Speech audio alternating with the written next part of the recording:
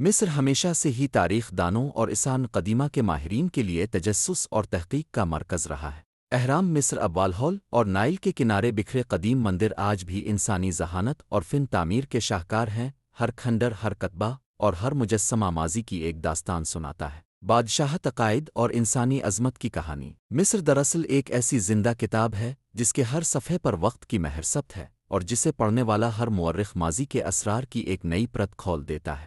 یہ پتھر کا مجسمہ بظاہر خاموش مگر اپنے اندر ہزاروں سال پرانی تاریخ سموئے ہوئے ہے۔ یہ ہے فرعون خفرع کا مجسمہ جو آج قاہرہ کے مصری میوزیم میں محفوظ ہے۔ یہ شاہکار 2570 قبل مسیح کے دور کا ہے، جب مصر کی زمین پر چوتھا شاہی خاندان حکمران تھا۔ یہ وہی زمانہ ہے جب عظیم پیرامڈ آف خفرع تعمیر کیا گیا، گیزے کی ریت میں آج بھی استادہ ہے۔ یہ مجسمہ ایک سخت کالے پتھر ڈائیورائٹ سے تراشا گیا تھا۔ کہا جاتا ہے کہ یہ پتھر دریائے نیل سے سینکڑوں میل دور لایا گیا تاکہ بادشاہ کی عظمت کو ہمیشہ کے لیے امر کیا جا سکے۔ مجسمے کے کندھے پر کندہ کارٹوش دراصل خفرع کے نام کی علامت ہے، ایک شاہی دستخط جو بتاتا ہے کہ یہ مجسمہ صرف ایک انسان نہیں، اس کے پیچھے بازو پھیلائے دیوتا ہورس کا عقاب فرعون کی حفاظت کر رہا ہے۔ یہ منظر مصری عقائد کے مطابق بادشاہ کو آسمانی تحفظ دیتا ہے۔ یہ صرف ایک پتھر نہیں بلکہ طاقت، عقیدہ اور فن کی وہ داستان ہے جو آج بھی انسان کو حیران کر دیتی ہے۔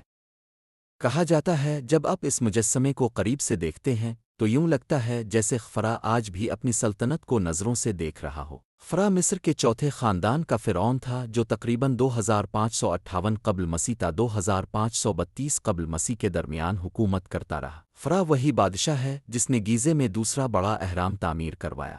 اکثر مورخین اب والہول کو بھی اسی کے دور سے منسوب کرتے ہیں۔ اس کا دور حکومت وہ زمانہ تھا جب مصری تہذیب، تعمیرات، فنون اور مذہبی فلسفے میں اپنے عروج پر تھی۔ یہ مجسمہ 1860 میں مشہور فرانسیسی ماہر انسان قدیمہ آگسٹ میریٹ نے گیزے کے ویلی ٹیمپل میں دریافت کیا۔ یہ وہی مقام ہے جو خفرع کے اہرام سے منسلک تھا۔ آج یہ مجسمہ مصری میوزیم قاہرہ میں محفوظ ہے اور کبھی کبھار اسے گرینڈ ایجپشن میوزیم میں بھی نمائش کے لیے رکھا جاتا ہے۔ یہ مجسمہ انوروتھوسائڈ گنیس نامی سخت پتھر سے تراشا گیا ہے جسے بعض ماہرین ڈائیورائٹ یا گرین ڈائیورائٹ بھی کہتے ہیں۔ یہ پتھر جنوبی مصر، نوبیا کے پہاڑوں سے حاصل کیا گیا تھا اور اسے دریائے نیل کے ذریعے گیزے تک لایا گیا، جو اس زمانے میں ایک بڑا انجینئرنگ کارنامہ تھا۔ خفرع کا مجسمہ ایک ہی پتھر کے بلاک سے تراشا گیا ہے۔ یہ مکمل فرنٹل سامنے سے دیکھنے والا انداز میں ہے، جسم اور تخت ایک دوسرے سے جڑے ہوئے ہیں تاکہ پائیداری برقرار رہے۔ سطح کو نہایت چمکدار انداز میں پالش کیا گیا ہے جس سے سیاہ پتھر روشنی میں چمکتا ہے۔ خفرع کا مجسمہ دیکھنے میں جتنا پرشکو ہے یا اتنا ہی علامتی طور پر گہرا مفہوم رکھتا ہے۔ قد تقریباً 1.68 میٹر ہے۔ فرعون تخت پر سیدھا بیٹھا ہے، دونوں پاؤں زمین پر، دایاں ہاتھ مٹھی میں بند، طاقت اور حکم کی علامت، جبکہ بایاں ہاتھ کھلا ران پر ٹکا ہوا، تحمل اور عدل کی نشانی۔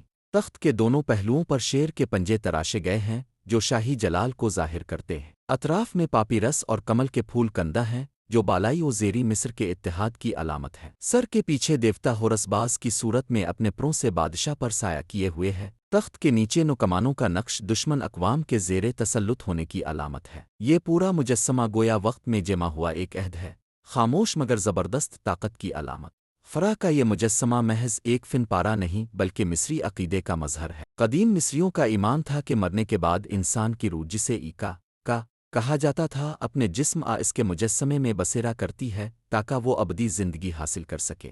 اسی عقیدے کے تحت یہ مجسمہ خفرع کے لیے تراشا گیا تاکہ بادشاہ کی روح ہمیشہ زندہ رہے، اپنے تخت پر متمکن رہے اور مرنے کے بعد بھی اپنی قوم اور سلطنت کی محافظ بنی رہے۔ یہ سنگی وجود دراصل خفرع کی ابدیت، بادشاہی عظمت کا اعلانیہ ہے، ایک ایسی خاموش گواہی جو ہزاروں سال بعد بھی اپنی طاقت برقرار رکھے ہوئے ہے۔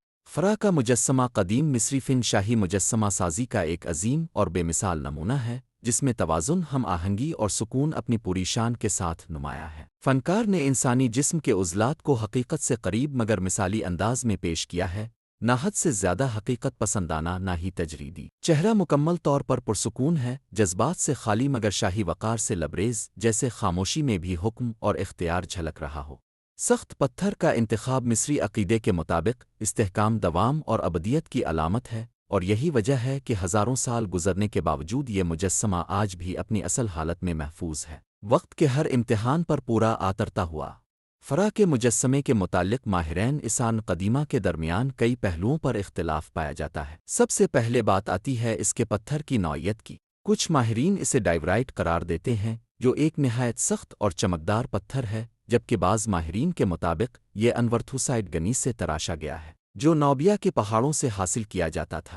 اس قدر بھاری اور مضبوط پتھر کو نوبیا سے گیزے تک لانا اس دور کے مصریوں کی فنی مہارت اور انجینئرنگ کی طاقت کو ظاہر کرتا ہے۔ آج بھی ماہرین اس نقل و حمل کے طریقے پر تحقیق کر رہے ہیں کہ آخر کس طرح بغیر جدید آلات کے اتنا وزنی پتھر صحراؤں اور دریاؤں کے پار منتقل کیا گیا ہوگا۔ کچھ محققین کا خیال ہے کہ خفرا کا یہ مجسمہ ابتدا میں رنگین بھی ہو سکتا تھا۔ ممکن ہے چہرے آتخت پر ہلکے رنگوں کا استعمال کیا گیا ہو، لیکن زیادہ تر ماہرین اس نظریے سے متفق نہیں۔ ان کے مطابق مجسمے کا سیاہ پتھر ہی اس کی اصل شناخت ہے، جو طاقت، شان و شوکت اور ابدیت کی علامت سمجھا جاتا تھا۔ گیزے کے ویلی ٹیمپل سے خفرا کے تقریباً 23 تخت نشین مجسمے دریافت ہوئے، جن میں سے اکثر ٹوٹ پھوٹ کا شکار تھے، مگر یہ مخصوص مجسمہ سب سے زیادہ محفوظ اور مکمل حالت میں پایا گیا۔ یہی وجہ ہے کہ آج یہ قاہرہ کے مصری میوزیم میں خفرا کی نمائندگی کے طور پر مرکزی مقام رکھتا ہے، جیسے باقی سب مجسمے اس کے گرد خاموش محافظ ہوں۔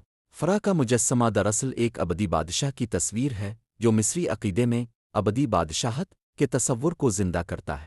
اس کے چہرے پر پھیلا ہوا سکون، جسم میں پوشیدہ طاقت اور تخت میں جھلکتی وحدت، سب مل کر اس بادشاہ کی جھلک دکھاتے ہیں جو وقت، موت اور فنا سے بالاتر ہو گیا۔ خفرا آج بھی تخت پر بیٹھا ہے، پتھر میں ڈھلا ہوا، مگر تاریخ میں ہمیشہ زندہ۔ اگر ویڈیو پسند آئے تو لائک، شیئر، کمنٹ اور سبسکرائب کرنا نہ بھولیں۔ آپ کی سپورٹ ہمارے لیے حوصلہ افزائی ہے۔